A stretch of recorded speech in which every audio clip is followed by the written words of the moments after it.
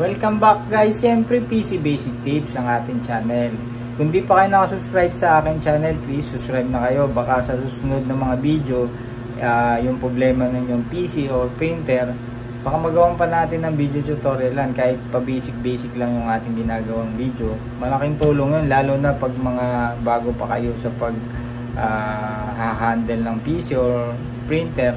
Malaking bagay yan guys, kaya abang-abang lang muna hanggat ox pa yung ating mga PC at printer. Pero ngayong video guys ay share ko naman sa inyo kung saan ako nagda-download ng apps or mga games sa aking PC.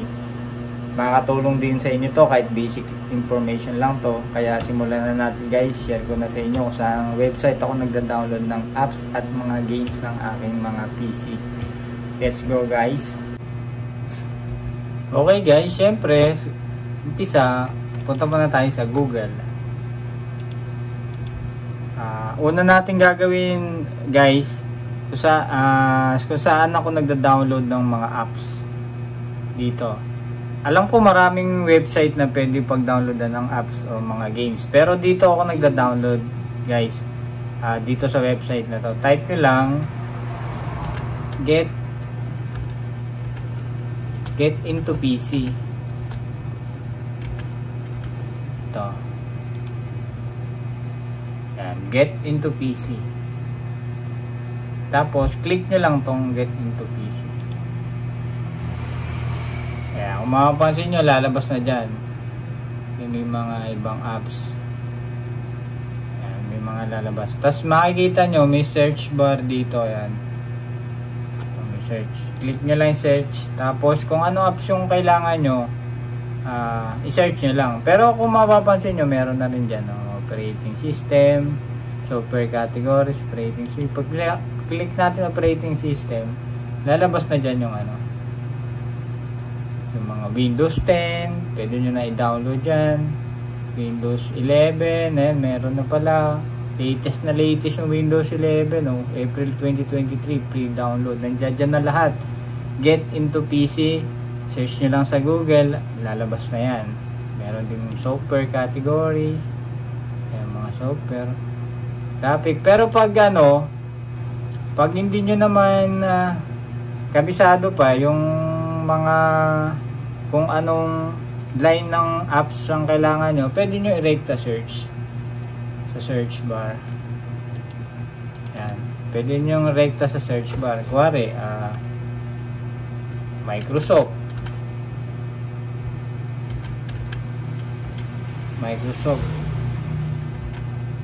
Type lang natin Microsoft, tapos enter natin. And lalabas na dyan mga Microsoft Office 2013, Microsoft Office 2016. Yan. Yan lang tayo nagda-download. Search nyo lang sa Google, get into PC. Dyan na lahat ng apps na kailangan nyo. Almost lahat ng apps na kailangan nyo. Search nyo lang sa search bar. Yan, kung anong kailangan nyo para lumabas agad. Pero pag alam nyo na kung anong line ng apps ang kailangan nyo, search nyo lang. Software ba kailangan nyo? Search nyo lang sa software. Pwede ka pa rin naman mag-search dito. Pwede nyo pa rin i-search kung anong software kailangan nyo. Diyan lang ako nagda-download guys ng mga mga pang reformat ko. Ayan, mapapansin nyo, Windows 10, Windows 11, ayan, updated April. Bagong upload lang to. Okay guys, basic lang. Search nyo lang get into PC sa Google, lalabas na yan. Search nyo lang yung apps na kailangan nyo. Okay, next tayo guys, naman tayo sa mga games. Lalo na yung mga mahilig sa games tulad ko. Ang search naman natin sa Google guys ay Steam Unlock. Ulitin ko lang guys, maraming website na pwedeng pag-downloadan ng apps at games. Yung sinishare ko sa inyo, yun lang yung mga pinagda-downloadan ko. Pwedeng may magsabi, may mas maganda rito website. Okay yun. Kumbaga sinishare ko lang kung saan akong website nagda-download. Okay. Sa mga games naman guys, type nyo lang Steam Unlock. Nuulit ko lang guys, maraming website na pwedeng pag-downloadan, pero dito ako nag-download. Steam Unlock.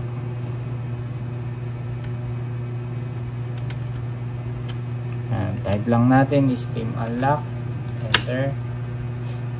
Ayan, kung mapapansin nyo, Steam Unlock free Steam games pre-install for PC. Click lang natin yan guys. Pag kinilik natin yan, may mga categories pa rin sa taas. Ayan. Pero pag ni-scroll down mo, may mga games na siya. Guys, yung mga games na yan, may mga requirements yan ha.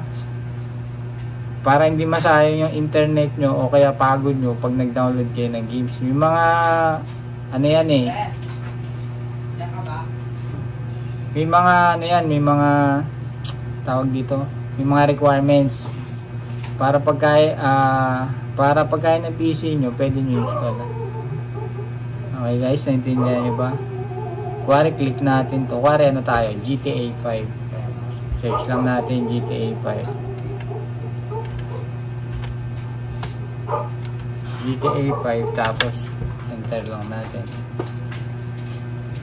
Hanapin natin kung may GTA 5 ba.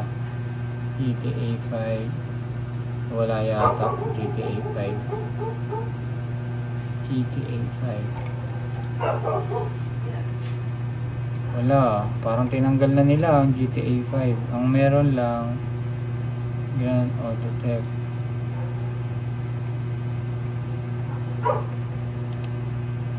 Try natin hanapin GTA 5 kung wala na GTA 5. Wala na.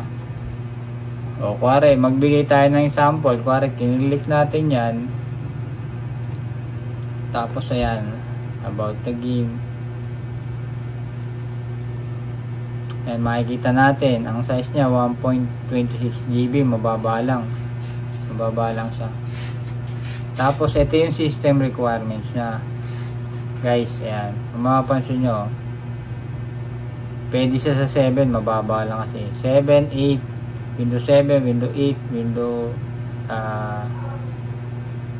8.1, Windows 10, meron bang ganun? Ayan. Pentium, pwede na sa Pentium, 1 GB RAM. Mababa lang yung games na yan. Kasi, baba lang talaga niya, 1.26 GB. Ito, pwede na sa mga DDR2 ito. Ngayon, hanap tayo ng ibang games na medyo mataas.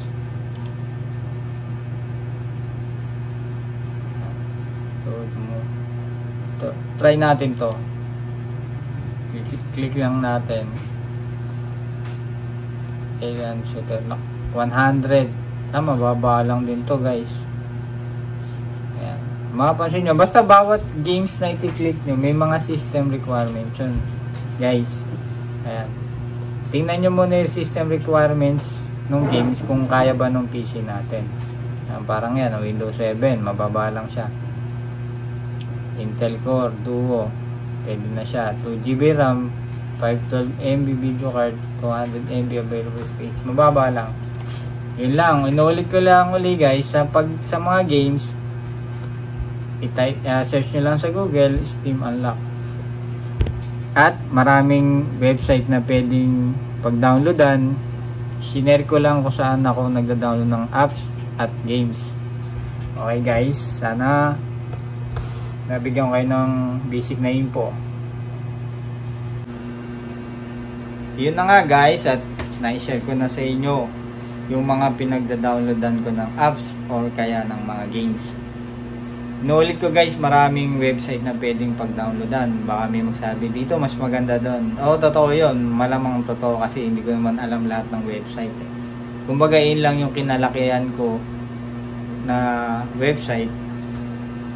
Kaya doon lang ako nagda-download at sinare ko naman sa inyo. Pag magda-download kayo ng apps, search nyo lang sa Google, Get Into PC. Tapos search nyo lang sa search bar kung ano yung application na hanap nyo. Tapos sa mga games naman, sa mga PC, search nyo lang sa Google, Steam Unlock, tapos lalabas na rin doon. Tapos checkin nyo na lang yung system requirement ng games. Kung kaya ba ng PC natin, baka kasi hindi niya kaya. Kumbaga hindi pasok sa system requirements niya. Eh baka mag-lag. Kung di man mag-lag, baka hindi magtuloy yung install. Kaya Yun guys, abang-abang lang sa mga basic tutorial natin. Malay mo, yung problema ng PC mo or printer ay magawa natin ng video tutorial, makatulong pa ako sa inyo kahit basic lang yung ating channel. Maraming salamat guys.